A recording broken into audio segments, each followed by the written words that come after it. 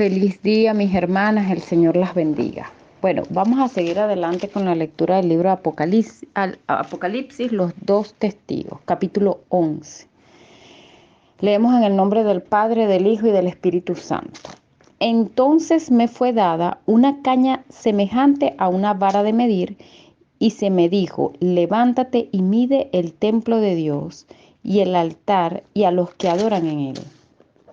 Pero el patio que está fuera del templo, déjalo aparte y no lo midas, porque ha sido entregado a los gentiles, y ellos hollarán la ciudad santa 42 meses. Y daré a mis dos testigos que profeticen por 1260 días, vestidos de cilicio. Estos testigos son los dos olivos y los dos candeleros que están en pie delante del Dios de la tierra. Si alguno quiere dañarlos, sale fuego de la boca de ellos y devora a sus enemigos. Y si alguno quiere hacerles daño, debe morir él de la misma manera. Estos tienen poder para cerrar el cielo a fin de que no llueva en los días de su profecía, y tienen poder sobre las aguas para convertirlas en sangre y para herir la tierra con toda plaga cuantas veces quieran. Cuando hayan acabado su testimonio, la bestia que sube del abismo hará guerra contra ellos y los vencerá y los matará. Y sus cadáveres estarán en la plaza de la grande ciudad, que en sentido espiritual se llama Sodoma y Egipto, donde también nuestro Señor fue crucificado. Y los de los pueblos, tribus, lenguas y naciones verán sus cadáveres por 3 días y medio y no permitirán que sean sepultados. Y los moradores de la tierra se regocijarán sobre ellos y se alegrarán y se enviarán regalos unos a otros, porque estos dos profetas habían atormentado a los moradores de la tierra.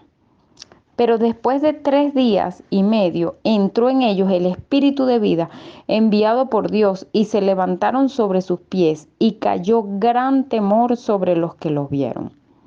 Y oyeron una gran voz del cielo que les decía: subid acá. Y subieron al cielo en una nube, y sus enemigos lo vieron. En aquella hora hubo un gran terremoto, y la 10ª parte de la ciudad se derrumbó por el terremoto, y por el terremoto murieron en número de 7,000 hombres, y los demás se aterrorizaron y dieron gloria al Dios del cielo. El segundo ay pasó, he aquí el tercer ay viene pronto. Amén. Entonces, bueno, hasta aquí la lectura de los dos testigos.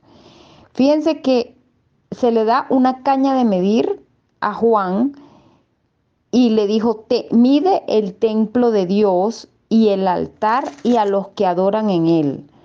Pero el patio que está fuera del templo, déjalo aparte y no lo midas, porque ha sido entregado a los gentiles, y ellos hollarán la ciudad santa 42 meses. Entonces, pueden aquí haber algunas interpretaciones. Una interpretación puede ser: ahorita, actualmente, en el monte del templo, o lo que llaman la explanada, el monte del templo, sobre ese lugar, ahorita se encuentra una mezquita que se llama la Mezquita de Omar, que es un templo musulmán. Eso está aconteciendo ahorita en Jerusalén. Fíjense que Jerusalén es una ciudad que desde los principios es una ciudad que ha sido escogida por Dios. Y concebir a un judío sin Jerusalén no tiene sentido. Para un judío, Jerusalén es la ciudad. De hecho, por todo lo que ellos habían aprendido de los padres, cuando ellos van a orar, ellos dirigen su mirada hacia Jerusalén, estén donde se encuentren. Ellos dirigen su mirada a Jerusalén. Daniel oraba, abría las puertas mirando hacia la santa ciudad, y ahí oraba. Entonces, ¿por qué? Porque este es un lugar sagrado, hermano. Este es un lugar que Dios escoge para colocar ahí su templo, y para hacer venir el reino de Dios a la tierra es en ese sitio geográfico. O sea que hay un propósito espiritual con esa tierra. Por eso es que esa tierra está siendo tan disputada.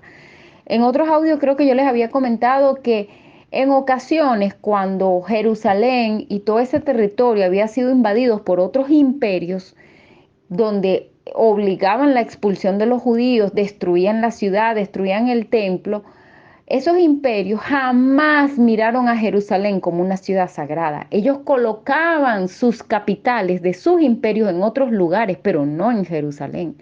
Así que nosotros vemos aquí que hay un intento del enemigo de querer borrar la estrecha relación que hay con el pueblo judío y Jerusalén. Hasta el día de hoy esa ciudad se disputa, porque fíjense ustedes, Jerusalén, la ONU, perdónenme hermanas que me entró una llamada. La ONU ha decretado a Jerusalén como una ciudad que es patrimonio de la humanidad, creo, ¿verdad? Entonces no le pertenece, según la ONU, no le pertenece a nadie, porque es una ciudad patrimonio de la humanidad. Cuando Donald Trump en la presidencia de la República cambia la embajada que se encontraba en Tel Aviv de Estados Unidos, la traslada a Jerusalén, que hubo un revuelo en el mundo entero y mucha gente se levantó a criticar esa decisión, es porque él estaba reconociendo a Jerusalén como la capital de Israel. Sin embargo, los palestinos reclaman a Jerusalén como su capital.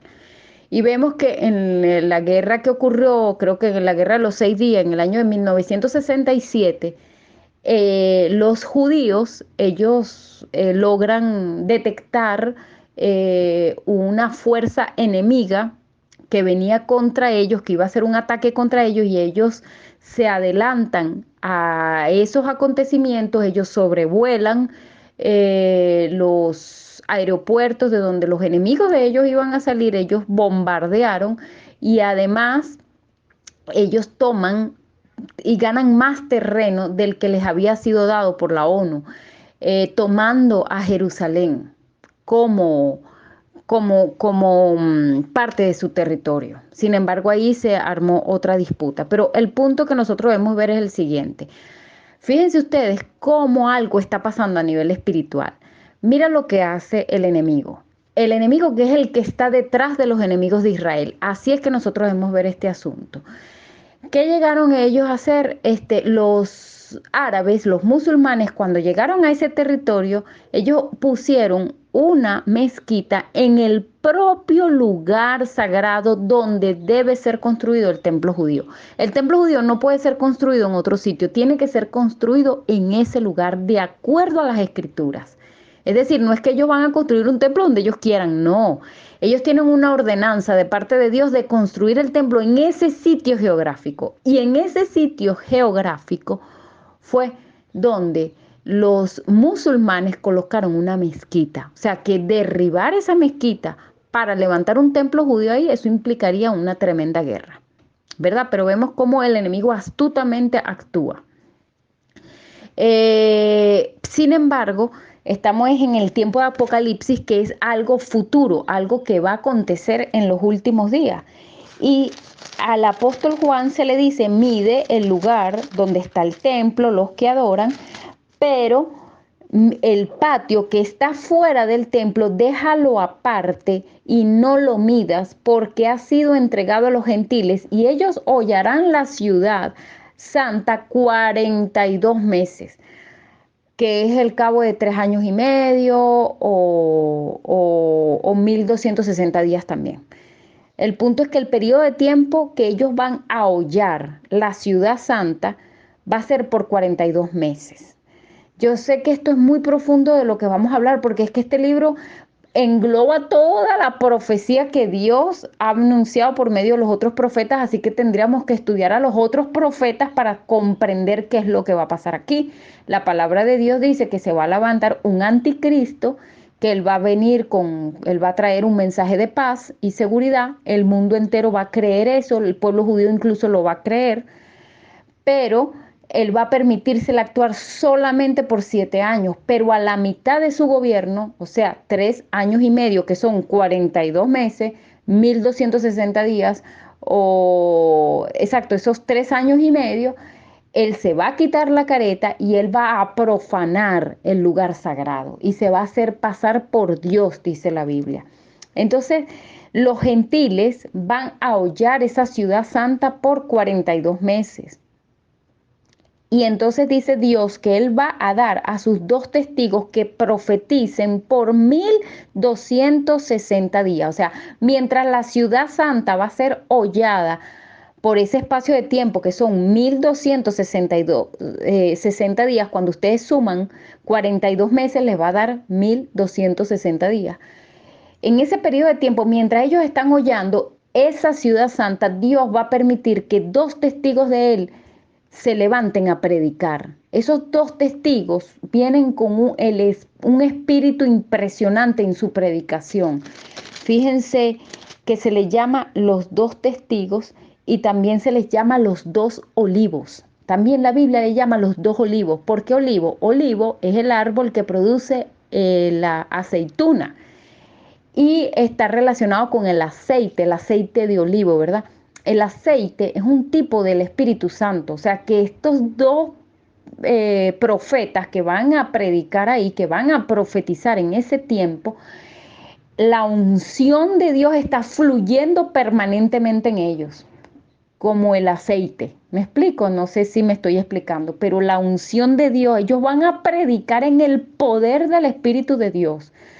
Tanto que ellos vienen con una unción como la que tuvo Moisés, una unción de poder, y como una unción como la que tuvo Elías. Por eso es que se nos está diciendo, tanto que ellos tienen poder para cerrar el cielo, a fin de que no lluevan los días de su profecía, porque eso pasó con Elías. Siendo Elías un profeta de Dios, dice la palabra de Dios que él era un hombre sujeto a pasiones humanas, pero sin embargo, este hombre oraba fervientemente y el cielo se cerró por 3 años, dejó de llover porque había idolatría, había maldad, había cosas horribles que estaban aconteciendo en Israel. Y cuando Dios le da la orden nuevamente, él ora y empezó a llover.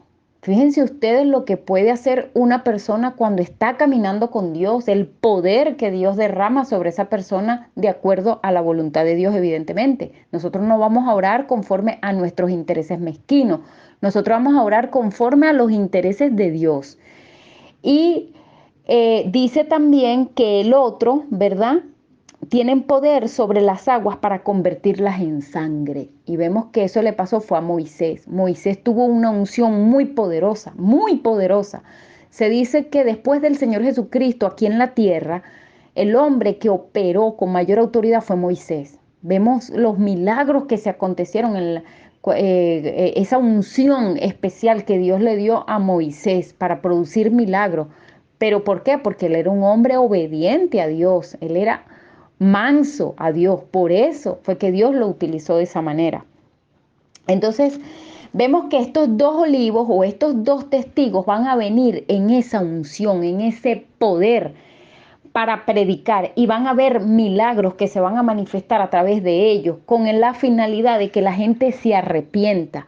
Porque entendamos, hermanas, que cuando Dios llama a un profeta, llámese Elías, llámese Moisés, llámese Juan el Bautista, la predicación de ellos era para conducir a la gente al arrepentimiento. Era, mira, vuelvan sus corazones a Dios. Ese era el mensaje que ellos traían. Ellos no tenían ningún mensaje de, mira, Dios te va a hacer millonario. Ese no era el mensaje de ellos. Eran, limpien sus corazones, rasquen sus corazones y no sus vestidos y límpiense de toda maldad. Esa era la predicación de ellos, que cambiaran sus corazones hacia Dios para que entonces pudieran obtener el perdón de Dios y la salvación y la vida eterna. Vemos que estos dos testigos, esa va a ser la función de ellos en ese tiempo que va a ser tan difícil. Y dice que cuando ellos hayan acabado su testimonio, o sea, cuando ya ellos cumplieron su misión, ya profetizaron lo que tenían que hacer, ya llamaron a la gente al arrepentimiento, o sea, con poder, con prodigios, con señales, con maravillas, o sea, van a tener el respaldo de Dios en su prédica. ¿Qué va a pasar? Los van a matar.